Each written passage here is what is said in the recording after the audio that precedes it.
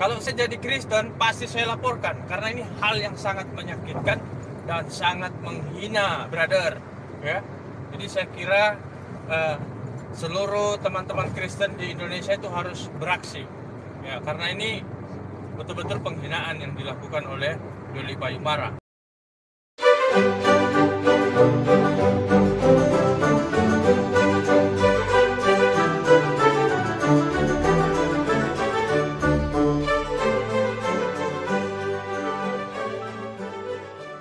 Hey there.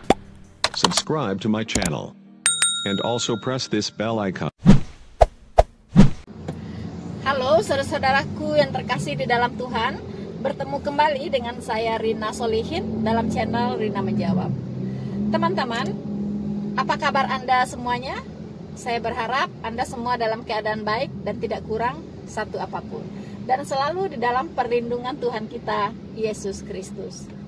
Saudara-saudaraku yang terkasih di dalam Tuhan, kali ini saya ingin menanggapi sebuah video singkat sebenarnya, yaitu dari saudara Jonathan Nandar yang sekarang ini sedang dilaporkan ya kepada pihak kepolisian oleh seorang pengacara, yaitu oleh saudara Deolipa Yumara, teman-teman. Nah, ini sebenarnya kasus ini belum terlihat ya, karena belum ada panggilan ya terhadap Ustadz Jonathan Nandar. Namun ada satu video yang cukup menggelitik, teman-teman, yaitu apa yang dikatakan oleh yang namanya Aristo ya. Pada saat itu dia menemani Jonathan Nandar dalam perjalanan dari Jakarta ke Kuningan kalau tidak salah, setelah melaporkan Deolipa Yumara ya, melaporkan balik Deolipa Yumara. Nah, apa yang saya harus tanggapin, teman-teman, yaitu pernyataan dari Aristo ini, teman-teman ya.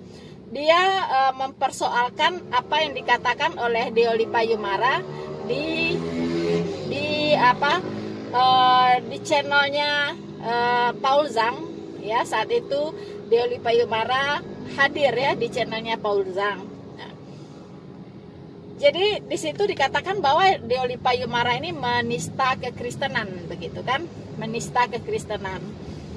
Dengan mengatakan bahwa kalau dia baca Alkitab dia semakin bodoh lah, ya kan?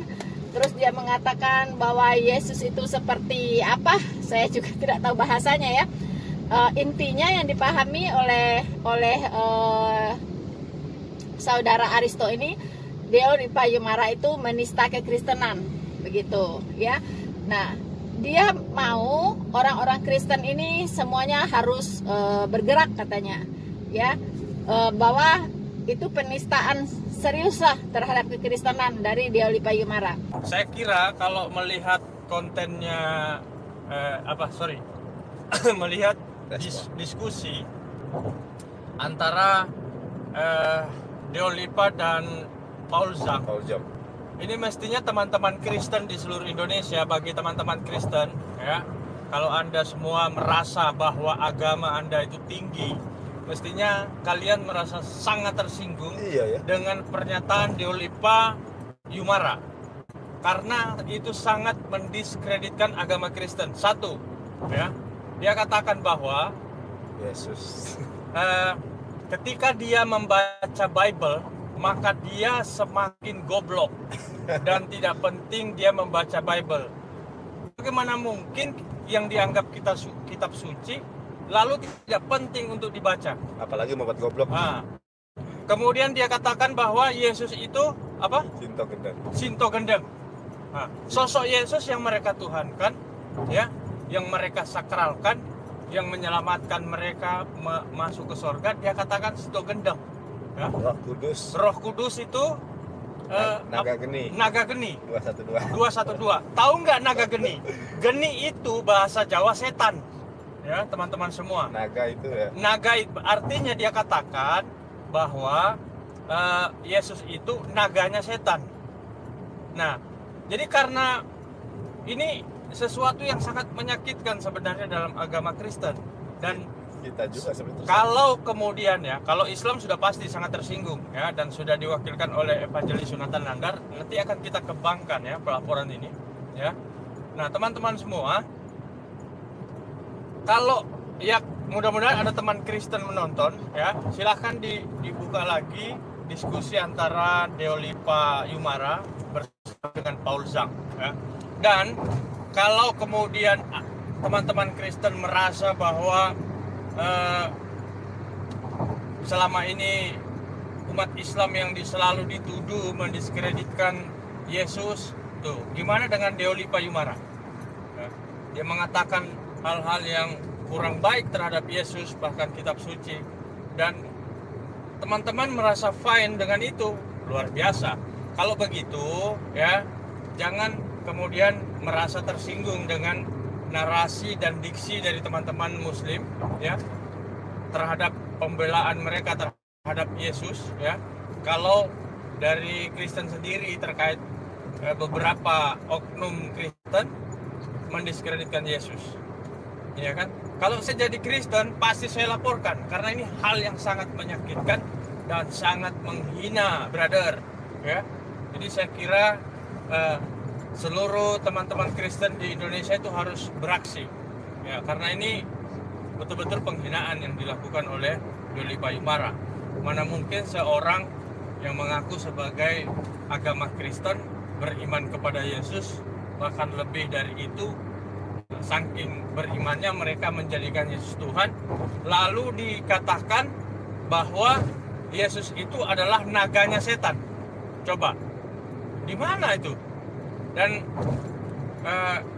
sungguh terlalu kalian kalau kalian tidak merasa tersinggung dengan ucapan Deolipa Yumara. Dia mau orang-orang Kristen ini semuanya harus bergerak katanya, ya, bahwa itu penistaan serius lah terhadap kekristenan dari Deolipa Yumara.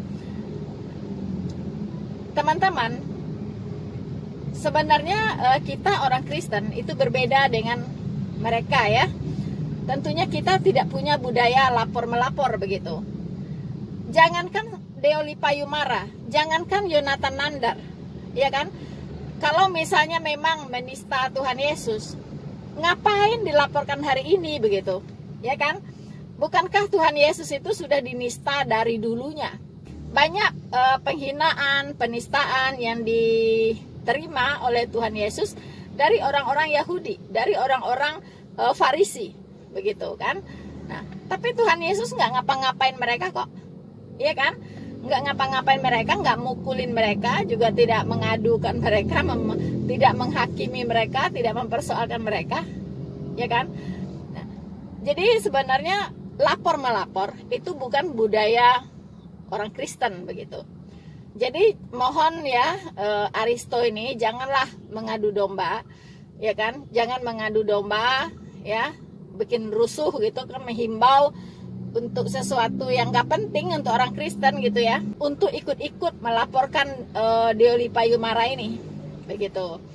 Memang nggak budayanya orang Kristen begitu. Kita kalau misalnya kita disakiti, kita dianiaya, kita difitnahkan segala yang jahat, ya kan? Tuhan Yesus dinista, Roh Kudus dinista. Itu memang sudah harusnya seperti itu. Memang nubuatan kitab suci seperti itu begitu. Ya kan? Kalau kita misalnya menjadi milik dunia, maka dunia akan mengasihi kita. Begitu. Tapi karena kita adalah milik Allah, maka dunia akan membenci kita. Ya kan? Itu sudah begitu aturannya. Ya. Nah, jadi Aristo ini memang kita juga ikut prihatin ya apa yang menimpa Yonatan Nandar. Ya, ya jalanin saja begitu proses hukumnya. Kita juga tidak tahu sampai di mana, ya. Tapi kami orang-orang Kristen pasti mendoakan semua diberikan kelancaran ya, diberikan kemudahan gitu ya untuk Yonatan Nandar dalam menjalani proses hukum begitu kan. Dan tentunya kita mau proses hukum juga ya ditegakkan ya sebaik-baiknya, dan hukum itu ditegakkan seadil-adilnya begitu. Nah, jadi saya mewakili teman-teman Kristen mungkin ya, bahwa himbauan untuk melaporkan Deoni Payumara karena dianggap sudah menista kekristenan di acaranya Paul Zhang. Enggak deh, ya. Karena kami orang Kristen bukan budaya lapor-melapor ya. Jadi kami cukup kalau memang dia menista kekristenan, kalau memang itu diarahkan kepada orang-orang Kristen, ya kami akan menjawab begitu, mengcounter, ya kan? Dan mungkin bisa memberikan sedikit penjelasan begitu kan, berikan edukasi terhadap dia. Tetapi saya perhatikan, memang Deoli Payumara ini gaya bahasanya agak berbeda ya. Jadi gaya bahasanya itu kadang kalau orang nggak ngerti, itu mengertinya salah begitu ya, mengertinya salah. Karena sangat tidak logis ya. Di satu sisi kalau dia memang menghina Tuhan Yesus, satu sisi menghina Roh Kudus, dalam satu sisi dia menganggap membaca Alkitab itu membuat dia bodoh. Tapi itu nggak nyambung dengan statement dia yang lain-lain begitu, ya kan? Dalam keseluruhan konteks pembicaraan dia dengan Paul Zhang begitu kan, memang kita lihat agak panas ya dialog mereka berdua ya, antara Deoli Payumara dengan Paul Zhang ini. Nah, jadi tidak bisa kita menyimpulkan ya secara secara kata-kata begitu. Kita harus melihat konteks dari apa yang dia katakan, dan kita harus bisa melihat gaya bahasa yang dia pakai begitu. Dan saya tidak melihat Deoli Payumara ini bermaksud untuk menghina kekristenan, tidak. Memang gaya bahasanya seperti itu gitu, ya kan? Tapi maksud dia bukan untuk menghina kekristenan ya. Ada gaya bahasa tertentu yang dia pakai. Nah, kalau orang tidak memahami gaya bahasanya Deoli Payumara ini, memang akan menganggap oh dia menista kekristenan begitu kan. Tidak begitu teman-teman ya, tidak begitu gitu ya. Jadi jangan dijadikan ini sebagai satu alat untuk ya menghasut ya, bisa dikatakan ini menghasut sebenarnya ya Aristo ini, supaya orang-orang Kristen ini melaporkan Deoli Payumara gitu, ikut melaporkan dia karena dianggap menista kekristenan, menista Tuhan Yesus begitu. Tidak ya, itu bukan budayanya orang Kristen ya.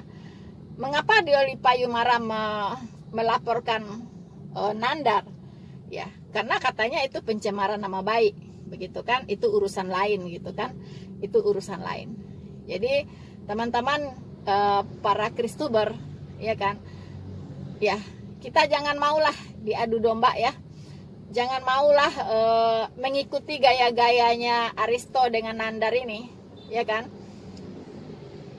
Tapi kita tetap mendoakan mereka supaya semua dilancarkanlah ya, apa yang jadi urusannya Yonathan Nandar dengan hukum bisa dilancarkan. Dan tentunya kalau proses hukum ini berlanjut, dia diberikan kekuatan, kesabaran, dan mungkin bisa dijadikan sebagai pembelajaran untuk menjadi lebih baik ke depannya ya. Saya kira itu saja sih yang ingin saya sampaikan, tidak panjang lebar. Cuman saya ingin menghimbau, jangan mau terprovokasi lah ya dengan apa yang dikatakan oleh Aristo ini ya. Lalu bukan berarti juga kalau Kristen tidak melaporkan Deoli Payumara, oh berarti jangan nanti orang-orang Kristen protes, karena orang Kristen ini cenderung menuduh umat Muslim yang menghujat, yang menista kekristenan. Itu beda ya, beda gitu. Karena kalau youtuber Islam menghina kekristenan itu jelas, ya kan? Topik yang dibahas jelas, ya kan? Apa yang dikatakan itu jelas, begitu kan? Dan memang dia mengangkat ayat-ayat dari Alkitab untuk menyerang kekristenan, itu jelas gitu. Berbeda dengan Deoli Payumara, itu cuman gaya bahasa dia, tapi dia sebenarnya tidak menista kekristenan, cuman gaya bahasanya berbeda, begitu.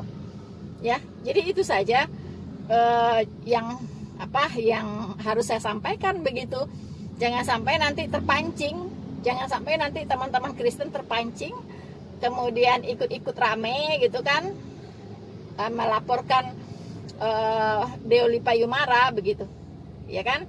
Nah, kita tahu Deo Payumara ini salah satu ya sedang berjuang keras untuk memperjelas kasusnya Sambo, begitu kan? Jadi kita harus mendukung dan juga Bapak Kamarudin Simanjuntak juga kita doakan supaya beliau berdua ini betul-betul bisa menyuarakan keadilan, menyuarakan kebenaran dari kasus yang sedang membumi saat ini, yaitu kasus Sambo. Saya kira sekian dulu apa yang bisa saya sampaikan, teman-teman. Hanya satu kata dari saya, jangan terpancing dengan apa yang dikatakan oleh Aristo tadi, ya. Jadi kita harus berhikmat, kita tahu apa yang harus kita katakan, dan kita tahu apa yang harus kita lakukan sebagai seorang anak Tuhan, ya. Sekian dari saya, teman-teman. Tuhan Yesus memberkati kita semua. Maranatha.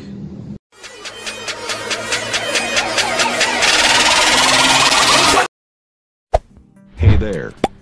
Subscribe to my channel. And also press this bell icon.